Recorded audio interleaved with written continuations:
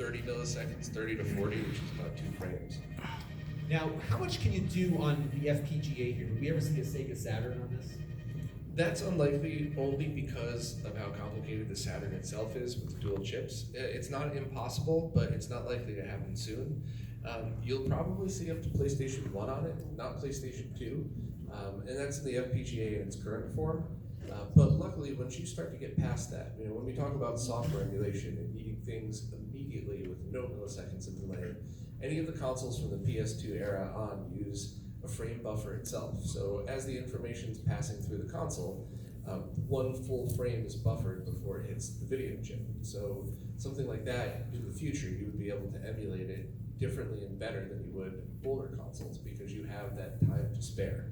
And I think that's the big point too, is that the developers are accounting for that buffer. So they're thinking about how, and I was reading something about Dead Cells, how they programmed that game to really almost assume that there's going to be some lag and have some autopilot that kicks in. So you enjoy the game, and it's giving you some of a little bit of leeway when you push the button versus when something happens. But these games are developed for immediate. Exactly. So you play something like Mega Man or Mega Man 2 through Raspberry Pi on a flat screen. It's almost impossible because all of those things are supposed to be timed exactly at the same time. But you play Shovel Knight on the Switch, and it's still challenging and it's still awesome, but you don't have to worry about that because they make it challenging in different ways and are very forgiving on the controller lag and video lag side. And what would you say if you were going to build the perfect FPGA living room? Are there TVs out there that are better than others for input lag? Yeah, and you don't have to spend a lot at all. I did a video last year on that. I had access to 2 TVs. There's obviously a lot more than 2, but you could, using a device called the Time Sleuth, you could plug it into a TV. You could even power it with a USB charger, so you could walk into Best Buy and plug in all their TVs and drive the staff crazy. But you could actually find, like LG and TCL have models of TVs that are less than a frame of lag. And I think I got my 40-inch for like $230. Wow. So you don't need to spend a ridiculous amount. And a lot of computer monitors are even lower latency than that. Then you're obviously stuck with down 24-inch for about the same price, but you don't need to spend a lot of money. You still get a little bit of that LCD motion blur, but that doesn't affect the experience. It just changes the look. Whereas a laggy TV would absolutely change the experience. Right, absolutely. Now, I think probably the most advanced console that the Mister can do right now is the Neo Geo. Absolutely. And this is where this is what's driving now the RAM to go beyond 32 megabytes. Why do you need so much RAM? Is it the games themselves? The games themselves and the amount of video memory they use. And this was made possible by a group of people from all around the world. And the person who really drove this project, his online name is Furtek. And he was able to recreate the Neo Geo by having the top layer of the Neo Geo's chip microscopically severed off, and then looked at it under a microscope to recreate the way the chip went on the FPGA. So he actually reverse engineered the... Yeah. The team of people that are working behind this are so smart, it hurts my brain. I'm very lucky I get to be friends with some of them. And you got to think about it, just the fact that they just love this. Right, this is Absolutely. not they can't actually sell this, right? Because that was no, and most of the people contributing are wholeheartedly committed to open source.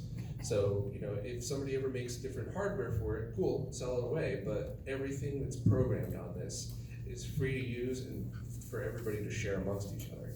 And that's why you can get things like virtual racing now working on the Mega SD. And actually, they shared some of that with the analog team. Is that right? I don't know about analog. Analog is Analog can do it now, right? Like, wasn't there some swap of something? No, it's the Mega SD, the ROM card. Right. I don't think the analog Mega SG can yet. Okay. Yeah. Because it's Kevin. Kevin's a friend of mine, and he does all of these things himself, for better or worse. So he doesn't ever want to use anybody else's code. So if he did virtual racing, that would mean that he did it by himself. And if you ever want to really dive into this, look at some of the interviews that Petris has done because he lives, I think his brain works as an FPGA and listening to him talk, and that's not disparaging. I think he's just an absolute mad scientist when it comes to these things. And it's funny, if you watch the in-person interview I did with him, the moment I turned off the camera, he's just so much fun and talkative, and then I hit record again, and it's, yes. I asked him why, and he goes, I don't think anybody cares about what I do. I'm like, dude, you're a hero to so many of them. Everybody cares. And I think it's really the driving force behind this, because I think people started thinking about this. Because the MIST project, so the MIST-DIR is the continuation of the MIST project, which was mostly focused, I think, on computers, right? Yeah, so Kevin's been doing this by himself since the 90s in some form or another. And the MIST project came out, but I think because of the company Analog, run by Chris Tabor, I think he has a knack for marketing where he should win an award for that. So I think Chris being able to market Kevin's products kind of brought FPGA to the mainstream, and that's what brought so much attention to the MISTER project. And now with the DE10 Nano, something that should be $400 or $500, that's, what did it say, $130 or $140 on Amazon? I think the combination of those things is what brought all these people together. Now, I want to show you just how cool this Neo Geo thing is. So there are some games you can run at 32 megabytes. We're going to push the envelope here. So we'll start off with, not all these work here, so we'll start with Baseball Stars 2 here and see how that comes together. And you have to get your own BIOSes and everything, and hopefully the sound works. Here we go.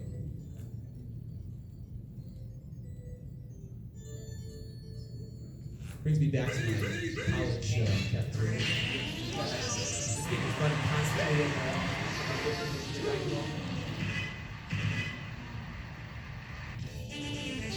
but it's pretty much perfect. Right? Absolutely.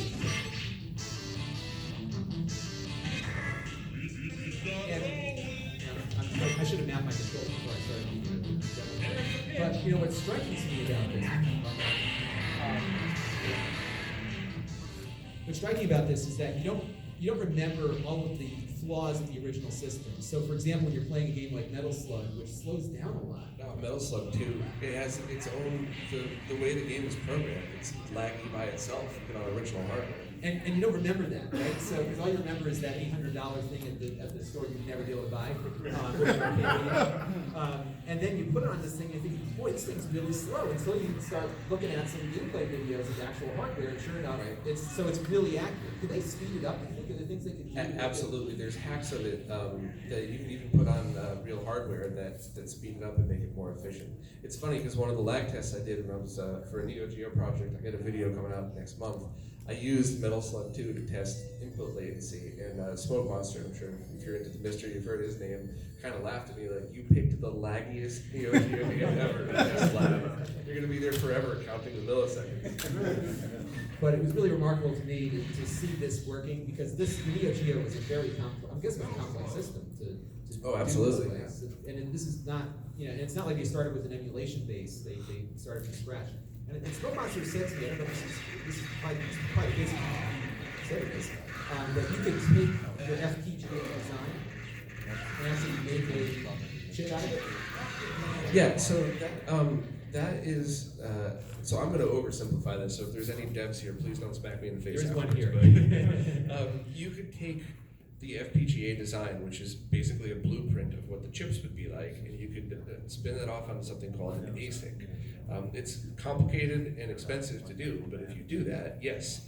And that's anybody that's ever played those very junky Super Nintendo or anything with the word Hyperkin on it. If you plug a NES cartridge or a SNES cartridge into it, it plays terribly. The colors are off, the sound's off, and that's because somebody took essentially a bad FPGA implementation and put it on one little chip. So the opposite of that, you could work with the MiSTer team and take that and put it on a chip to do that. Which once again, it's very complicated and expensive, but yes, you could have a clone console that works great for, but it's a big investment, which is why you don't see people taking the risk yet. Right, absolutely. And this is all open source too, so if you wanted to learn how to do this. Yeah, and once again, the MiSTer team is 100% behind anybody that wants to do any of their own hardware, as long as you follow the open source rules. You have to share back everything that you do with people. So, but I mean, if you spent the $100,000 to make an ASIC, build a console with your own plastic and sell it, I'm pretty sure, you'd be fine giving the software part back, but you'd have to make your profit off of that too, so. Right, absolutely. But it looks great, right? I mean, this is, and if you can see it on a regular HDMI, it's really remarkable. So that's kind of how it all works. And what we have is about 20 minutes or so. So I'd love to have an opportunity for some Q&A with all of you. I'd love to have things where we can actually interface with people. So, yes, sir. I have two questions. For my first one, it's for Retro RGB. You mentioned Hyperkin a lot, and I have experience with them. I got the Retron 5 as a little transition to like the FPGA consoles they want. Is there a chance that a company like that will start to do like FPGA consoles the proper way, and not just like crappy ones like, for example, like crappy pound cables or like some of the cheaper alternatives? I really hope so. I really hope. So one of the developers for Hyperkin is actually a very good person, and he's trying very hard to get them to not be Hyperkin. It's a hard battle, and at the end of the day, it's if you have a bunch of people around a boardroom that don't know or like video games, they're going to say, well, why would we make this for $40 cost, but we could make it for $8 cost, and we're already selling them. So I really hope so, but I don't think it would be a company like Hyperkin, because that would require them to completely change their mentality. I think a newcomer might step up and really become that. And Analog's really trying to do that. They're walking the line between collector's items and consumer grade amazingness, which is why I'm so hard on them, because you can go both ways with that. But I obviously always sing Analog praise, but they could do it if they had, if they wanted to. My second question is, I was on YouTube recently and I saw this video. I forgot who it was by, but it was complaining about the retro game market and how they basically are trying to say you cannot emulate it because the